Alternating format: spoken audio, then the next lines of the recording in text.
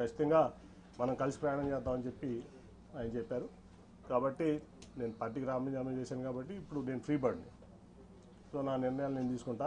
ఒకటైతే గ్యారంటీ, చంద్రబాబు నాయుడు అనే వ్యక్తి పచ్చి మోసగాడు, దాంట్లో డౌటే లేదు. ఈ రాష్ట్రానికి పనికిరాని వ్యక్తి అతను. సరే జనం దేవుడు అనుకుంటారా, లేదా కులపరంగా అనుకుంటారా, మీడియా పరంగా అనుకుంటారా, లేదా మరి ఎందుకు అనుకుంటారా నాకు తెలియదు. కానీ ఈ జగన్మోహన్ రెడ్డి గారు అయితే పేదల పక్షపాతి, నిరుపేదల పక్షపాతి. ఏ డెవలప్మెంట్ అనుకుంటారా, కోవిడ్ వల్ల కొన్ని కారణం 2 ఏళ్ళు భారతదేశం ఇబ్బంది పడింది, ప్రపంచమే ఇబ్బంది పడింది, భారతదేశం కూడా ఇబ్బంది పడింది. సరే డెవలప్మెంట్ అవ్వదు, అటు ఇటు అవుతుంది. కానీ ప్రజలను హ్యాపీ పెట్టే దాంట్లో దాదాపు 2 లక్షల కోట్ల చిల్లర ఇవాళ వరకు సంక్షేమం ఇచ్చారు ఆయన.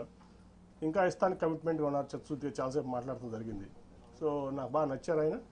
నచ్చడమే కాదు, ఆయన పథకాలని చూస్తున్నాం, వింటున్నాం. సో ఆయనతో కలిసి ప్రయాణం చేయాలని చెప్పి నేను నిర్ణయించుకున్నాను. వన్స్ నా రాజీనామా ఆమోదం పొందగానే నేను పార్టీలో చేస్తాను. నేను ఒకటండి, నేను 2014లో కూడా చంద్రబాబు నేను టికెట్ అడగల. ఎప్పుడు కూడా ఆయన గేట్ ముందు నుంచున్నా, డోర్ ముందు నుంచున్నా, నేను ఎప్పుడు చంద్రబాబు టికెట్ అడగల. 19 అడగల.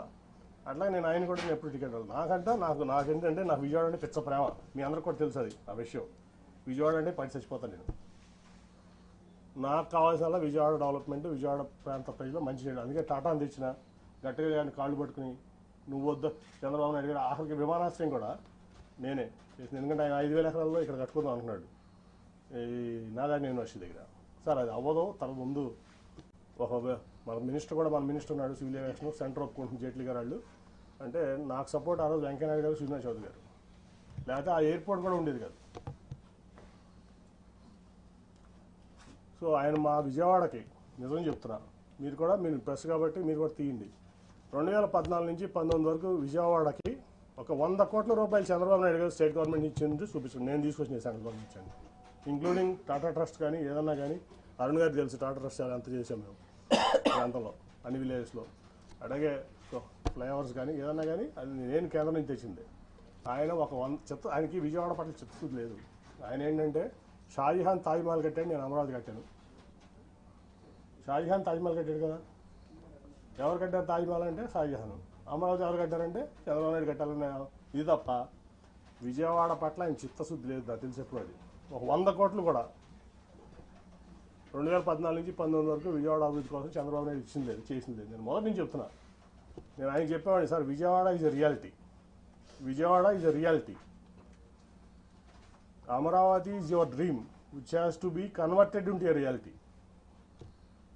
అది అవ్వదు సార్. గిఫ్ట్ సిటీ కట్టారు ప్రధానమంత్రి గారు. ఇంకా చాలా ఇబ్బంది ఉంది అక్కడ. ఎకానమీ అంటే అప్స్ డౌన్స్ ఉంటాయి. ఒక ఢిల్లీ వదిలిపెట్టి, ఎన్సీఆర్ వదిలిపెట్టి, అహ్మదాబాద్ వదిలిపెట్టి, బాంబే వదిలిపెట్టి, పూణే వదిలిపెట్టి, చెన్నై, బెంగళూరు, హైదరాబాద్, కోల్కతా వదిలిపెట్టి అమరావతి ఎందుకు వస్తారు సార్? ఎవరన్నా దేనికి వస్తారు? ఇవన్నీ అవ్వవు సార్. ముందు విజయవాడ, గుంటూరు ఇవన్నింటినీ చేసుకుందాం అని చెప్పి ఎన్నో సందర్భాలు కన్ఫ్రంట్ అయ్యాను. కానీ ఫస్ట్ టైం నేను ఎంపీని, నీకేం తెలీదు అని చెప్పి నన్ను తోసేవాళ్ళు. ఓకే, నా పని నేను ఏదో సెంట్రల్ గవర్నమెంట్ తెచ్చుకున్నా, నా విజయవాడ కోసం చేసుకున్నా. ఓకే, నేను హ్యాపీ, నా విజయవాడ ప్రజలు హ్యాపీ. నన్ను వాళ్ళు ఓన్ చేస్తున్నారు, వాళ్ళు నేను ఓన్ చేసుకున్నా. రెండోసారి యాంటీవీలో కూడా నన్ను గెలిపించారు. దానికోసం నేను కష్టపడుతున్నాను, ఇంకా కష్టపడతా. సో నేను అనేది ఏంటంటే నేను ఎప్పుడు ఆయన్ని టికెట్ అడగలా, ఈయన్ని టికెట్ అడగలా. సో నేనైతే జగన్ గారితో సెయిల్ చేద్దామని చెప్పి నిర్ణయించుకున్నా. సెయిల్ చేస్తాను. ఆయన ఏ బాధ్యతలు చెప్తే అది చేస్తాను.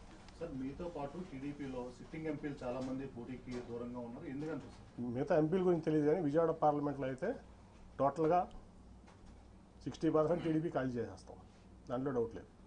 సార్ ఇందాక మాట్లాడుతూ బోండా ఉమా గారి వైఫ్కి మేయర్ అభ్యర్థిగా ఇస్తే ప్రమాదం అని చెప్పాను. ఏంటి సార్ ఈ క్వశ్చన్? అది నాది చంద్రబాబు గారు అడగదు, ఆయన చెప్పిన మాట మీకు చెప్పా. ఇవాళ వరకు నేను ఎక్కడ కూడా ఎంత అవమానాలు తిని నేను రివీల్ చేయాలి, మీకు కూడా తెలుసా సంగతి. ఆయన అన్నమాట అది, బోండా ఉమా గారి వైఫ్ని పెడుతున్నారంట, నిజమేనా అని అడిగారు నన్ను.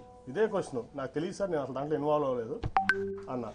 కాదు అది చేస్తే చాలా ప్రమాదం, నువ్వు ఇమీడియట్గా మీ అమ్మాయిని పెట్టని చెప్పి పంపించారు. నన్ను ఢిల్లీ నుంచి విజయవాడ పంపించారు ఆయన. ఈ మాట ఇవాళ వరకు నేను ఎవరికి చెప్పలా, ఇంక్లూడింగ్ నా సొంత కుటుంబాన్ని చెప్పలా. 60% తెలుగుదేశం పార్టీ ఎన్టీఆర్ జిల్లాలో ఖాళీ అవబోతుంది. సార్ ఇప్పుడు 60% పోటీ చేయమంటే మీరు చేస్తారు కదా విజయవాడ నుంచి ఏదైనా వైసీపీ తరపున. నేను జగన్ గారితో కలిసి ప్రయాణం చేయడానికి నిర్ణయించుకున్నా ఆఫ్టర్ మై రిజిగ్నేషన్. నేను మానసిక వ్యభిచారం చేయను కొంతమంది లేక, మీకు అర్థమవుతుంది ఎవరు. సార్, కాబట్టి జగన్ పాలన నేను సరిగ్గా నేను నేను రాజీనామా చేసి వచ్చి ఆయనతో సేల్ చేయడానికి ఆయనతో పాటు సేల్ చేయడానికి పేద ప్రజలకి ఆయన అండగా ఉండే తీరుకు నాకు నచ్చింది. కాబట్టి ఆయనతో పాటు నేను నడుస్తానికి నేను సిద్ధపడ్డాను. ఆయన ఏదో ఆలోచిస్తే ఎంపీగా పోటీ చేయమంటాడా, ఖాళీగా ఉండమంటాడా, పార్టీ చూసుకోమంటాడా, విజయవాడ ఎన్టీఆర్ జిల్లాలో ఆయన ఇష్టం. ఆయనకు వదిలేసాం. సార్ మీ అమ్మాయిని కూడా రాజకీయాల్లోకి తీసుకొచ్చారు. ఇప్పుడు టీడీపీ నుంచి ఆవిడ కూడా రిజైన్ చేశారు. సీనియర్ నాయకుల పట్ల ఏ విధంగా వివరించారు ఏంటి? సార్ అవన్నీ చెప్పను, ఒకటైతే చెప్పనా. ఇప్పుడు లోకేష్ గారు పాదయాత్ర ఏంటని ఏం రైట్ ఉందని పాదయాత్ర చేయడానికి? ఆయన గెలిచిన ఎమ్మెల్యేనా, గెలిచిన ఎంపీనా? ఏం రైట్ ఉంది అంటే చంద్రబాబు నాయుడు గారు కొడుకు కాబట్టి ఓడిపోయినా గెలిచినా నువ్వు ఎట్లా అయినా సరే పార్టీ మీ నాన్నగారిది కాబట్టి నువ్వు ఏదైనా చేస్తావా? ఏం త్యాగం చేసావు ఈ సమాజం కోసం, ఈ రాష్ట్రం కోసం? నువ్వు ఒక ఎంపీ వచ్చి నువ్వు ఓడిపోయిన ఎమ్మెల్యే, నువ్వు ఒక ఎంపీ వచ్చి నీకు జీ కుదరాలా? గెలిచిన ఎంపీ, యాంటీ వేవ్లో గెలిచిన ఎంపీ నీ యోగాలలో నేను పాల్గొనాలా? ఎట్లా పాల్గొంటాను? ఏం ప్రోటోకాల్తో పాల్గొంటాను? నువ్వు ఆఫ్టర్ ఆల్ ఓడిపోయిన ఎమ్మెల్యే నా ముందు. ఆఫ్టర్ ఆల్ పార్టీ రిసోర్సెస్ వాడుకున్నావు, పార్టీ ఇన్ఫ్రాస్ట్రక్చర్ వాడుకున్నావు, మీ నాన్నగారి పలుకుబడి వాడుకున్నావు, మీ తాతగారి పలుకుబడి వాడుకున్నావు, అన్నీ వాడుకుని నువ్వు ఓడిపోయావు. నువ్వు నాకు రూపాయి డబ్బు ఇవ్వలేదు, నువ్వేమి ఇవ్వలేదు, నేను గెలిచా రెండు సార్లు.